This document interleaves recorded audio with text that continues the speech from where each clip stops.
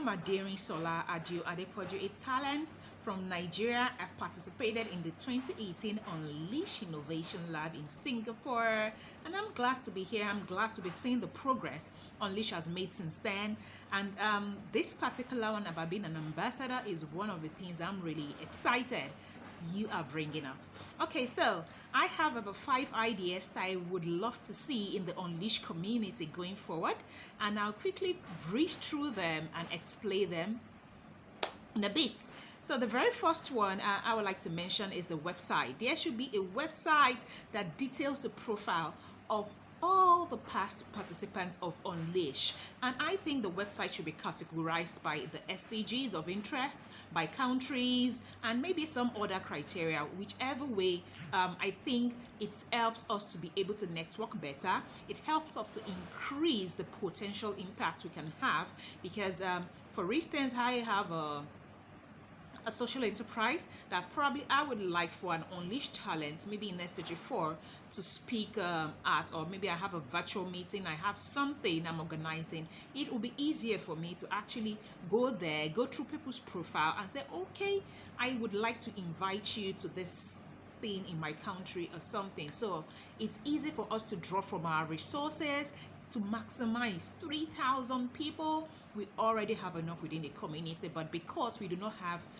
a place which we can easily go to see the profile and all that of past participants, it's difficult for us to be maximizing the community or the Facebook community we have. So a website, a well categorized website with our profile pictures and our profile. Okay, that's number one. The smaller thing is, I think we should have smaller communities. If we actually have a website that details people's countries and all, it's easy for us to network within our country. How can we can be more effective if I actually know all the talents that have been from Nigeria in the past. But unfortunately, I know probably just a few. I know one from 2019. I know maybe quite a number of people from 2018, but I do not even know a talent from 2017. And there were some in Nigeria. So, and why I say this is there is this initiative, the Global Shapers.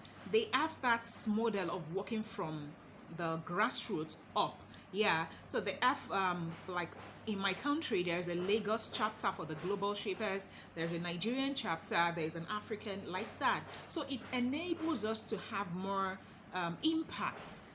We are closer and making more impacts because we are able to draw from our own resources. We can organize smaller meetings and we can draw from our own knowledge. So smaller communities, and I think the Unleashed community can facilitate that by actually doing the categorization and letting us know who is from our countries or our continent. It would really make a lot of sense and actually make it easy for us to make greater impact within our communities. The third thing I would like to mention, I would like to see going forward in our community, are virtual meetings. The world has gone virtual, and it just takes like an email to send to everyone and say, okay, we are having a meeting on Zoom, on Google, or whatever. Let's have a virtual meeting. It increases the engagement. Choose something, a topic or anything, facilitate a meeting and let's all come together in such a way that we can engage. It enables us to have more outputs, more things that we are actually driving. It increases the engagement. Let's have a virtual meeting. It could be quarterly, it could be biannually, it could be annually. Let's have a virtual meeting from time to time. Now, the fourth contribution I have for the community is the newsletters. There was a time newsletters used to come often, but these days I would say I have been looking forward to those newsletters, but I am not getting them. The newsletters was a way to motivate talent to keep doing what they're doing. The social good space is pretty difficult to navigate. So when you see someone else doing something similar to you in another space, it motivates you, it gets you going, like articles, anything, their progress. let people, let the Unleashed community contribute to those articles, like a short article on how they've been dealing with COVID, for instance, in their country. Let it be a lively newsletter, and let it also be something that motivates us. And of course, that I think that will go a long way in propelling people. It's pretty hard to be in the social good space. It is.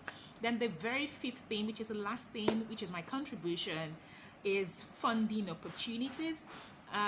Sometime, I think 2 months ago, there was something in the Facebook community where an opportunity was posted, and I was really glad, because I said, oh, now this is going to be coming.